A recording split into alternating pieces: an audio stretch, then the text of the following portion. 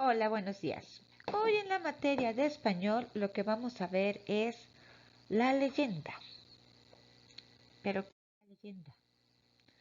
La leyenda son narraciones que se transmiten de manera oral de generación en generación y se narran con mucha imaginación. Muchas de estas narraciones tienen partes que son ciertas o que son verídicas, pero muchas que son ficticias o que son creadas por la imaginación. Y al ser narraciones que se pasan de voz en voz, de generación en generación, o sea que el papá se lo cuenta a la hija y la hija se la cuenta a su hijo y ese a su hijo y así sucesivamente, pues o se les van aumentando cosas o van perdiendo algunas cosas. Pero normalmente tienen siempre hechos muy fantasiosos como que es imposible de creer, pero que a la vez los hacen muy atractivos. Entonces, leyenda significa relatos para ser leídos. Y entonces metiendo esa parte que yo les digo, que es de manera de ficción, de fantasía, hacen que esos relatos o esas narraciones sean mucho más atractivas y nos cuentan pasajes históricos, pero ya llenos de gran fantasía que se pierde luego dónde termina lo real y empieza lo fantasioso. Forman parte del folclore de un pueblo o región. En este sentido, los tipos de leyendas que existen se definen por el lugar, contexto, género o público a quien van dedicado o dirigido. ¿Sí? Dependiendo de a quién va dirigido o el contexto o el tema que quieran llevar, es el tipo de leyenda que existe.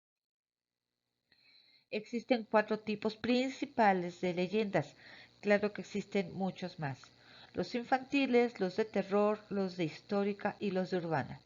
Los que más se escuchan son los de terror y los de histórica. Muchos de esos son los que más ocupamos, las infantiles y la urbana casi no. Repitamos sus características. Se transmiten de generación en generación de manera oral. Se fundamentan en un aspecto de la realidad concreta. O sea, tienen base en algo que realmente pasó, un hecho que realmente sucedió. Por su modo de divulgación, o sea, la manera en que se van transmitiendo, favorecen la introducción de elementos fantásticos. Quiere decir que por eso la manera en la que se están eh, ¿cómo le podremos decir? Transmitiendo hacia los demás, hacen que podamos meter historias que son a veces muy difíciles de creer, que son de ficción o que son poco fidedignas, ¿no? Y cumplen su función solo en su lugar de origen. O sea, las leyendas, por ejemplo, de México, pues nada más tienen auge aquí en México, ¿no? En Europa y Sudamérica, que es también donde existen leyendas, pues sí las conocen, pero no tienen tanto impacto porque no están marcados con la historia que tenemos en nuestro país. Las leyendas mexicanas. Existen una gran variedad de leyendas. La mayoría son de terror, no sé por qué, pero bueno, pero también tienen muchos de aspectos históricos y de creaciones del mundo, ¿no? En nuestro país existen una gran cantidad de leyendas, aunque muchas de ellas son similares. Incluso algunos de los personajes más famosos, como La Llorona y el Charro Negro, dicen aparecer de diferentes estados de la República. Entonces, pero son diferentes historias, pero el mismo personaje. No sé cómo la hacía La Llorona, pero ella andaba por toda la República. Utilizan mucho la imaginación y tienen una gran influencia de la Iglesia Católica. Están muy influenciados por la Iglesia Católica. No todos, cabe aclarar.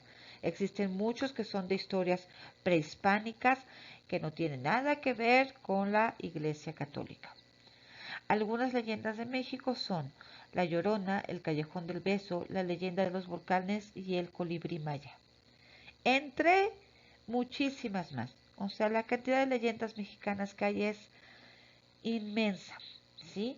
Pero bueno, esas son una de las cuatro que más me gustan a mí.